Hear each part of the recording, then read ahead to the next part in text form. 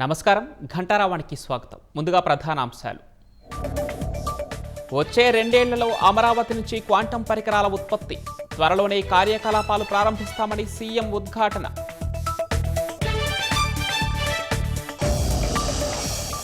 రాష్ట్రంలోని అనేక sub registrar కార్యాలయాల్లో ఏసీబీ సోదాలు, అధికారులు సిబ్బంది ఇళ్లలోనూ వివరాల సేకరణ.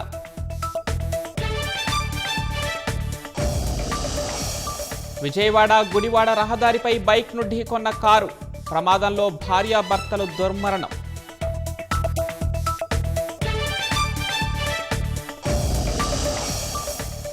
మల్కాజ్గిరి జిల్లాలో 22 మంది మావోయిస్టుల లొంగుబాటు, ఒడిశా డీసీపీకి ఆయుధాలు అప్పగించిన నక్సల్స్.